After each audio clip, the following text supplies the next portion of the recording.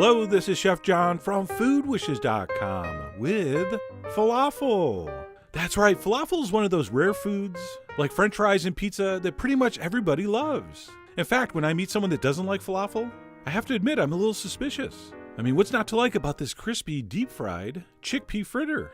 And while I don't think there's much danger in this video putting your friendly, local neighborhood falafel stand out of business, this really did come out quite well, and I think you're going to be surprised how easy it is. So let's go ahead and get started with the star of the show, garbanzo beans, also known as chickpeas, or as my family called them growing up, chichi beans. And for the amount I'm making, I'm going to use 1 generous cup of dried garbanzo beans. And check them out, they have a very cool appearance. They look like little shriveled up, let's say, brains. And what we need to do is soak these before we use them. So pro tip, if you want to make this today, make sure you do this step yesterday.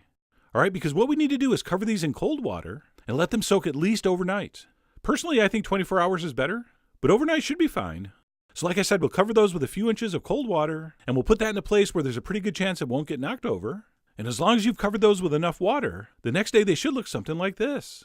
And then what we'll do at this point is drain those very, very well before we transfer that into our food processor and add the rest of the ingredients. All right, a blender will work sort of okay. And yes, you can make this by hand by crushing or chopping, but that's going to take significantly longer. So try to find a food processor. I guarantee one of your married friends has one. Just borrow it for a day. Tell them you're going to make it worth their while with falafel. But anyway, we're going to go ahead and dump in our now very well drained beans, to which I'm going to add some diced onion. And by the way, even though this is going to get processed, I think it mixes more evenly if you start by cutting the onion nice and small first. So I'm going to add in about half an onion, along with a whole bunch of minced garlic. We're also going to need a whole bunch of freshly chopped Italian parsley. Some people also like to use cilantro here, or a combination. We're also going to need some salt, as well as some freshly ground black pepper. We're also going to throw in a spoon of ground cumin, or cumin, as I believe it's supposed to be pronounced, as well as a little bit of ground coriander. And then we're going to shock the world by putting in a little pinch of cayenne, as well as a small touch of baking soda. No, not powder, baking soda, and a spoon of flour. Just a little, not too much. Okay, one of the big decisions with a falafel mix is, do you want it more bready or more beany? And I prefer beany. So personally, I don't want to put too much flour here. And then last but not least, we're going to squeeze in a little bit of lemon juice. And that's pretty much it. And do you need to give it a mix like this before you process it? Probably not. I'm not sure why I did that, but it's too late now.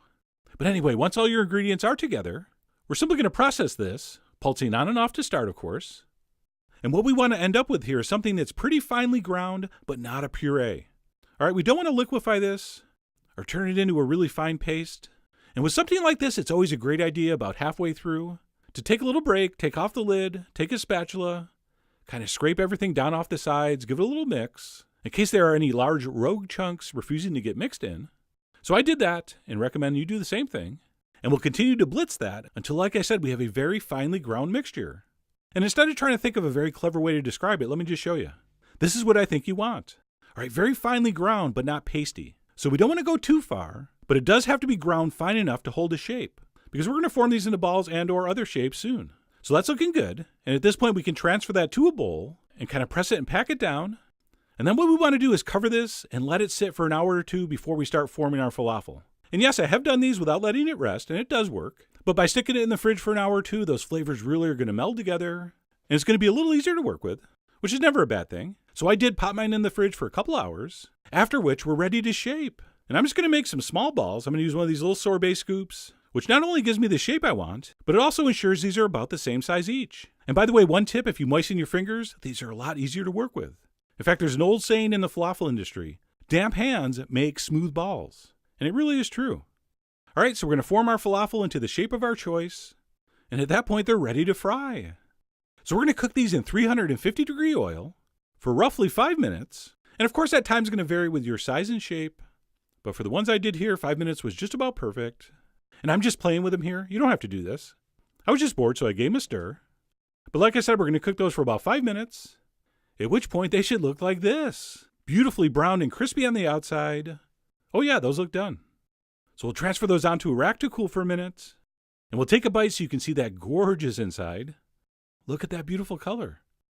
And right here you can get a real good look at that texture inside. It shouldn't be too wet, it shouldn't be too dry. It should have the texture of falafel. And as you saw in our last video, I served these with some tahini sauce as a dip, which is just a very simple and very beautiful way to serve them. And I hear you out there, those look amazing. But Chef John, I don't have a deep fryer. there's no way I could do these. Well, I got some great news. You don't need a deep fryer. Instead of making balls, just flatten them out into patties and pan fry them for a couple minutes per side. It works beautifully. And they really do come out just as gorgeous, and as you're about to hear, just as crispy. And not only does that technique work, but if you're going to toss yours into a pita to make the traditional falafel sandwich, that shape actually works better. So I threw a couple in a pita, which I generously swiped with hummus, with some diced tomato, cucumber, and onion, and of course finished it with a drizzle of tahini. And that, my friends, for a sandwich that was not invented in America, is incredible. Just one of the all-time great fast foods of the world. And I know that's a concept that's hard for a lot of people to grasp, healthy, delicious, and beautiful fast food. But anyway, that's it. I'm going to go finish the rest of that off. And I really hope this demo inspired you to give these a try. And what if it doesn't? I'm not going to lie. I'll feel awful. You know, some of these puns just write themselves. But seriously, I really do hope you give these a try soon. So head over to foodwishes.com for all the ingredient amounts and more info as usual. And as always, enjoy.